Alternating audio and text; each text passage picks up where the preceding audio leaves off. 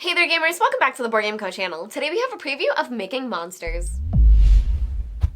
Hey there gamers, it's Professor Meg here, and welcome back to the Board Game Co channel. Today we have a preview of Making Monsters by Skylion. Now this is a Kickstarter campaign, so you can check out the link down below for everything that they have planned. This is also a sponsored video, and this is a prototype copy in front of me, so all rules, components, things like that are subject to change, and I actually do know some of the names of the monsters, some graphic design is changing, so definitely check out the Kickstarter link down below for the final version of everything that they have intended, because a lot of these names are quite cheeky and silly, so I think you'll enjoy reading them out loud. Now, Making Monsters is, as it says, going to be a game for 2 to 4 players where you are making monsters. So you are collecting these different body parts and trying to do push your luck with bag building, where you are drawing the body parts, trying to reanimate your different monsters. But the most important part is that this is all culminating for a mad science fair. So not only are you drawing these monsters every round and then drawing different tokens, trying to reanimate them when you can, but you are also going to collect them for the end of the game, where you're going to have your final push of the Mad Science Fair to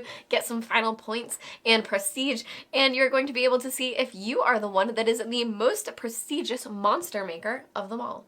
Now, here in front of you, you have a game set up for 3 different players, because you can see them over here on our score tracker, but I do only have one player board here in front of me for you to be able to see. So this would be your player board that would be in front of you. This is the score tracker, and this is the shared area where you are going to be drafting tokens from. So this is divided out into quadrants, so depending on where you're sitting, you will be sitting at a certain orientation, and this will spin every round. Now, we are getting a little bit ahead of ourselves, but I do think that this is pretty cool and handy how it can spin, so just know that when you are drawing from specific quadrants. Now, in this game, you are going to have your different bags, and they do start off with certain parts inside of them. So you do have all of these different parts existing in the bag, but you are going to be trying to build out your different monsters, and to do so, you are playing a push your luck game.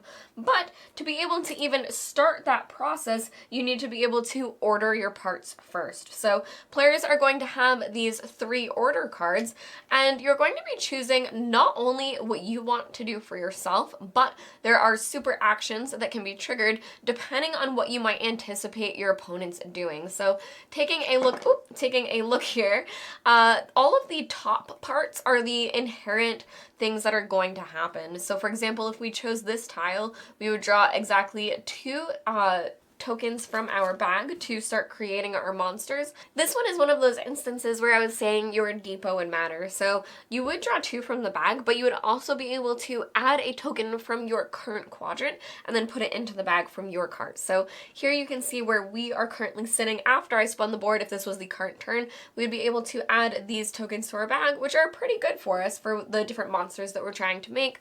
But depending on where you are, you might make other choices, such as drawing 4 tokens from the bag or 6 tokens from the bag, because right now we're currently in a position where we could fill a lot of spots for our monsters, so we could definitely draw quite a few more. Now, the most important part about choosing these orders is that you want to try to trigger these super actions that are actually on the bottom. So I'm going to show you an example of what might happen in a round to trigger that. Now, for example, if our opponents were to play both of these orders here, and then we were to play this blue one here, then we would actually be triggering the special ability for both of these players here, meaning that we would get it as well as our opponent, because an opponent did play a pink colored order. So because this poor player played the pink colored order, we would actually get to draw 3 to 9 tokens instead, and then draw a Lester card. Now I'm going to show you the Lester cards in just a moment, but for this 3 to 9, you would be able to draw and then choose to stop when you want to do so. So I am going to have us do that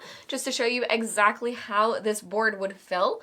And we're going to start off with the 3 that we must do, but we slot them one at a time. Now, this is a rot token. These are going to go up in your rejects area, and this is how you are going to bust. So you can see that we are 3 away from busting, but because we know we're drawing 3 to 9, we kind of have a little bit of safety there. Now, this 6 would have been super risky for us if an opponent did not play a pink token. Now, here we have our spikes, so we are able to play this over here to this monster. And then we will continue drawing another token to at least complete the 3. Here we have another rot. but we're actually safe because we are able to draw that 3 to 9. So we've drawn 3, and we're going to choose to keep going for now, drawing from our bag. Here we have this one. Now this we are not able to place onto any of our current monsters, but we are able to place it over here into our sorting table because we are going to draw monsters every round. So we might have monsters that we might choose to have this particular token needed, because when you do draw monsters, you draw 2 and look at them. So that's something that's pretty nice for us. Now we have drawn 4 tokens. Here's our 5th, and now we might choose to stop because we are very close to busting with our rot tokens. However, busting might not be the worst for us because whenever you bust, you are forced to reanimate, which is basically cashing out on your different monsters. Now, if you're forced to reanimate with 0 monsters available to be animated, that's very, very bad. But if you have at least one, it's not the worst because all of these tokens do go back into your bag, and rolling this over to a future round might not be good for us. But we could also choose to end the round now since we earned that flexibility of the 3 to 9 tokens. Now here I'm just going to show you the chart of animating the different monsters, where if we did animate just this one, we would gain a bonus prestige on top of the 4 prestige that it awards for us. We would draw 1 rot token from this area here. Oops, I got a little bit moved on us. But we would draw a rot token from this area here, so this would be placed into our bag as well. And then we would be able to draw 2 items from our current cart. So if we were able to pay for it, we would be able to take an upgrade, but if not, we would be able to draw tokens from this quadrant here. Now, as you can see, this player was the only one that did not have their super action triggered because no one played a yellow order. So you can see where they would be forced to draw specifically 2 tokens from their bag, but they would also get that wild token as well. Now, whenever you reanimate, this is the part where you would reset your bag. So we would take any loose tokens except for any upgrades that would allow us to roll them over, and they would be placed back into our bag. So choosing to animate crabs here isn't the worst because it is putting all of our rejects back into our bag as well as these different tokens, and then he would be placed over to the side of our player board to be counted later for our science fair. Now, as I said, this particular order, when you get the super action, you also get to trigger one of your Lester cards. Now, there are 5 cards available to you, and you can only play 1. It will get discarded, and then after you play all 5, you'll be able to reshuffle them and have them all available again. But all of them are very cool cards that are going to do very different things for you. So, for example, we have flexibility, where you get to add 2 mutations to your bag. Now, mutations are going to be one of the coolest parts that you're not able to get them pretty easily, but these mutations are going to be wild tokens, so you're able to place them anywhere on your monsters to be able to fulfill that body part. But another example would be a card that just gives you any 3 body parts you want and played into your bag. So that's an option as well, where players are going to be using these different Luster cards to bag build in their different bags. But the other thing is, as the rounds progress, you are going to be drafting those 2 different monster cards, where you'll be able to look at 2 at the beginning of the refresh phase and then choose one of them. So when you're doing that, you're going to be keeping in mind what you've already chosen from what you've bag built before, the monsters you've created before, because it's all going to culminate in the science fair. Now, again, taking a look at the animate monsters chart here, it can be very advantageous for you to animate multiple monsters at once. And as you noted, there are 2 that are here printed on the player board, and you are able to cover those monsters. So you're able to gain monsters into these 5 different areas, and if you are able to animate them all at once, you can gain a bonus of 15 prestige, which can be absolutely huge because not only are you getting that 15 prestige, but you'll be getting the prestige that was for all of those monsters as well. So that can be really, really big, as well as what you were able to draw from it, but that can be very, very hard to do, so you might not be able to do that until much later rounds. For example, you can only do it if you have that many monsters available, and that would require you perhaps not choosing to not continue to draw, filling up your monsters with certain parts, and then waiting until a future turn to be able to trigger them all and animate them.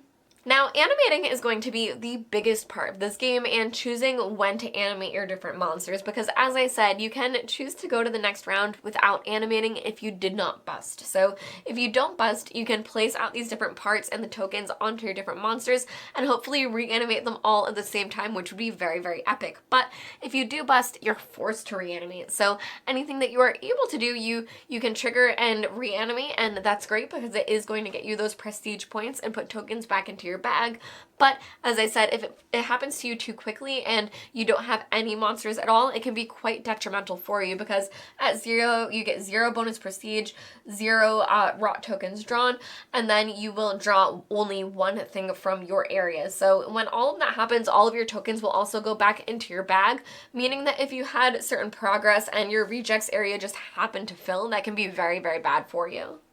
Now, players are also able to have up to 3 upgrades, so you are mostly working on your monsters and bag building and trying to have all of those different parts that work in cohesion so that your science fair is great at the end, which I'm going to get to in a moment, but you are also going to have your upgrades. So some upgrades are going to have you have extra sorting tables where you can just have extra pieces waiting for other monsters. You can also have refrigeration, so you can kind of store over a certain body part until the next round, even after you've animated, and some of them, like the juicer, are going to let you turn things into prestige, so you can kind of take a body part and just send it through for some prestige points instead. But some are going to let you sabotage other opponents, such as adding a rot to their bag. So the upgrades are going to be very fun and quirky, where you're going to mostly be focusing on your different monsters and the parts that you're gathering, but the upgrades are really going to change everything for you, especially the flexibility that you need to be able to play the best you're able to do, especially in something like a bag building game where you're constantly choosing if you should push your luck a little bit harder. Now, as I keep alluding to, there is the Mad Science Fair, and that's going to trigger when all of these rot tokens are taken from the scoreboard here, and players are going to go through all of the monsters that they were able to score. So players will be much higher on the scoreboard, and they will take 50 tokens every time that they cross the 50 marker. But during the Mad Science Fair phase, players are going to have a final test of what they're able to do in their prowess with their skills. So they're going to find their 5 monsters that they want to try to put into the Mad Science Fair, and you are going to know what you've been bag building this entire time. There is no order phase this time. You're just going to be drawing from your bag, pushing your luck, but you're going to be able to choose 5 different monsters, perhaps covering the ones that start off on your board, and hopefully you have built out your bag to support this.